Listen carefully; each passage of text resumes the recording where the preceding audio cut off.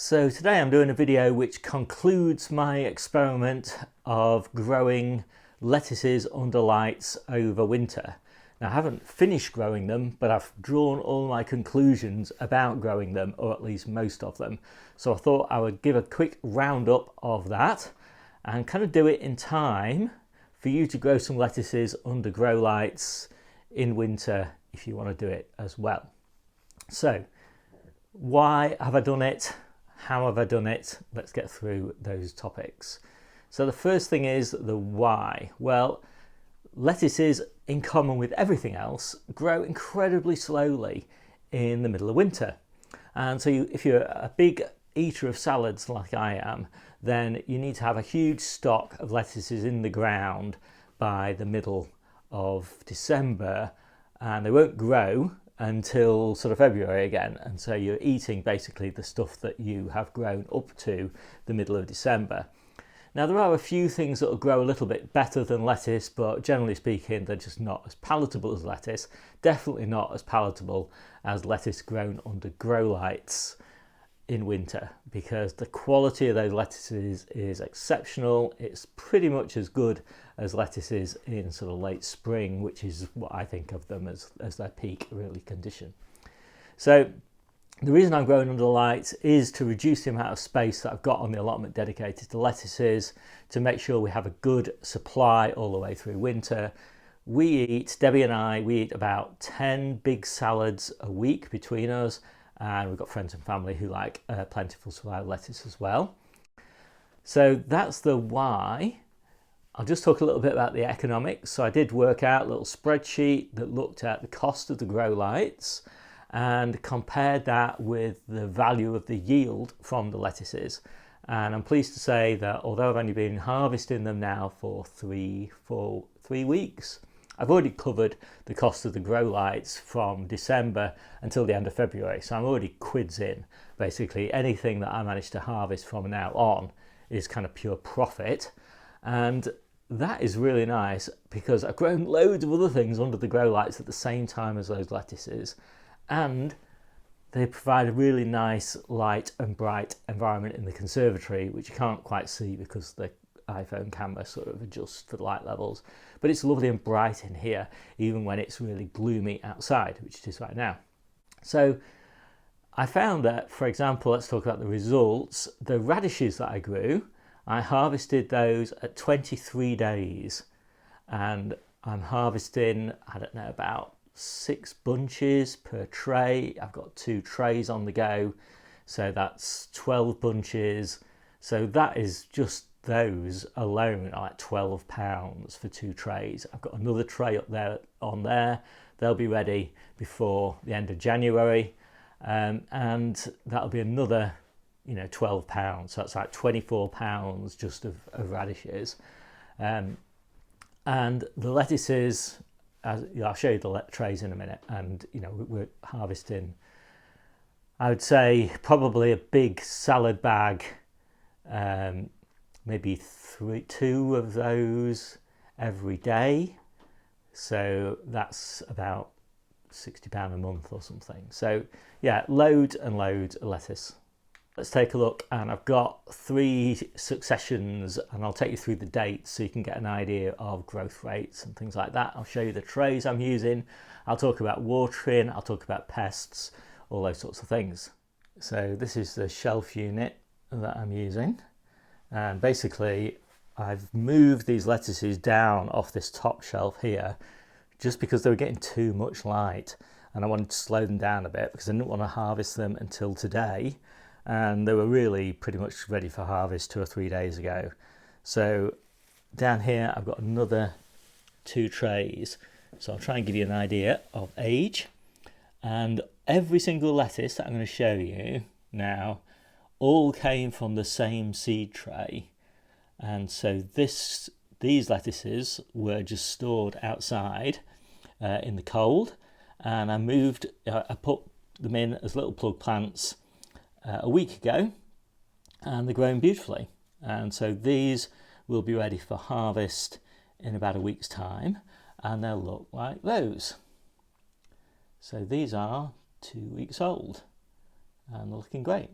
And as I say, these are the same tray of seedlings as each other, just planted out at different times and moved under grow lights at different times. So I'll take these trays out so you can get a better view of those. So the plug plants that these lettuces grew from, were put into these trays 4 weeks ago. After 2 weeks, they looked like that and were harvested. And then they've grown back in the subsequent 2 weeks to this size. Now, they could have grown bigger than this. As I said, I had to take them out of the grow lights because they were just growing too quickly. Not everything is perfect. This plant, for example, has just got really bad tip burn, and that is a calcium deficiency, and I'll talk about that in a minute. This plant just sort of failed to thrive for some reason. I don't really know why, but all of these others have done really lovely and are ready for harvest today. So after I've harvested these should grow back again in 2 weeks' time. And so this is a nice supply of lettuce. This is a lot of stuff to eat in a week. And I am supplementing this a little bit with lettuce from the allotment and the garden. And I'll probably get around to showing you some of that a bit later on in the video. So let's just talk about the problems. So the first problem is, can you see it buzzing around? A few little fungus gnats. Not very many, and that is because this compost is a bit wet. It's continuously wet, and fungus gnats love wet compost, and they're not really a problem. There's not very many of them. They kind of stay isolated to this tray, and any that kind of fly out are getting picked up by these stickies on the side here.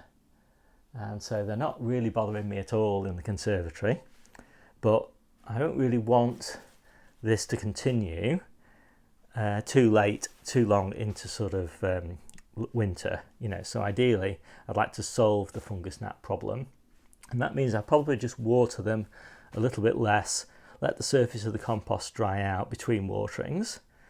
So that's the first problem, and as I say, it's not really much of an issue. Pretty happy with the way that's going. Second problem is this kind of tip burn. Let's go back and I'll show you this one. I don't know whether you can see the sort of tip burn on the ends here. And as I say, that is due to an issue with the amount of calcium that's getting into the plant. So it's not that there's not enough calcium in the soil, because there is, because I've watered with a calcium sort of based fertilizer. It's the ability of the plant to uptake that calcium and use it.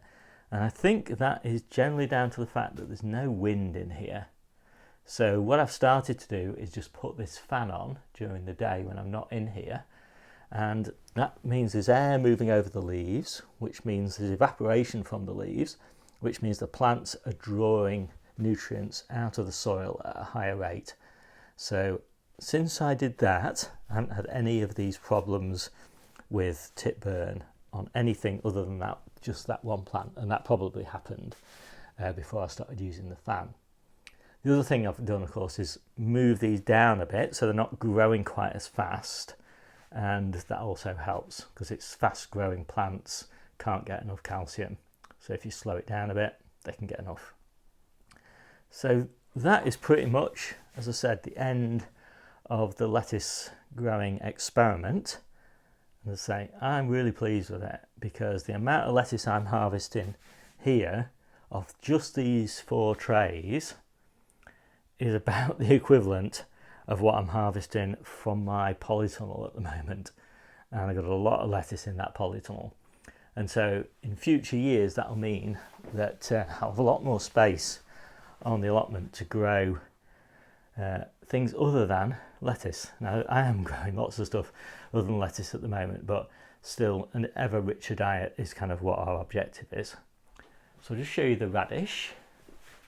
So these have just germinated, or nearly just all germinated. There's still a few to come up. But although they look pretty sparse at the moment, So I've brought a tray of radish in so you can see them.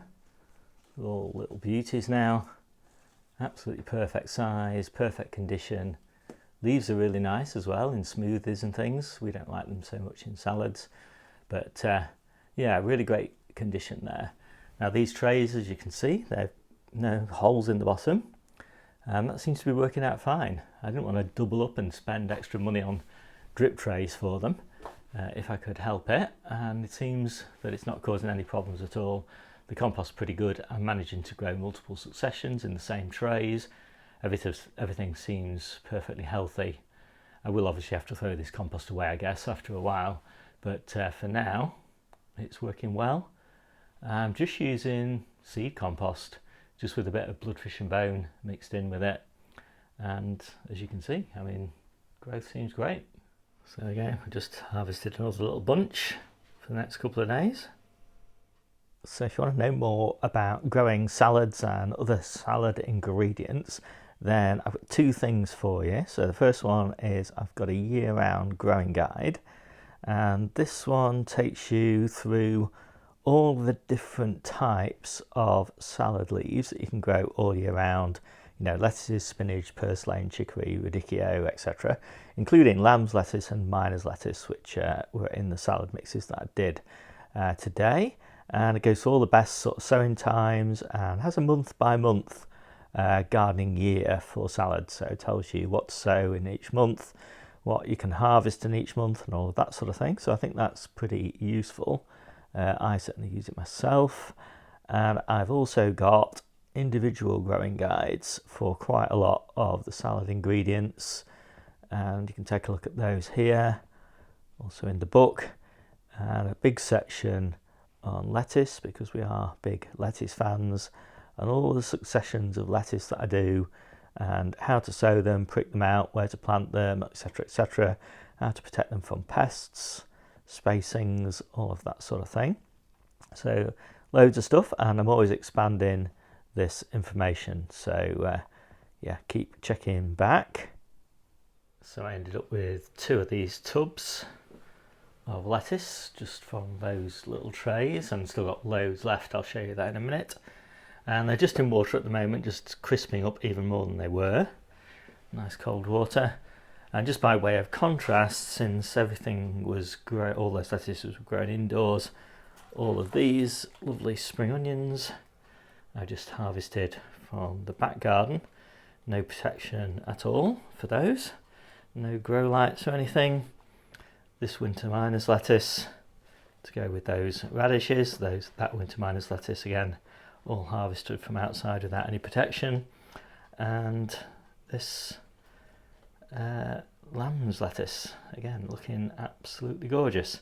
So this salad mix is a nice mix, really, like everything that we do, of stuff that's grown under cover or inside, and stuff that's just grown outside, exposed to the elements.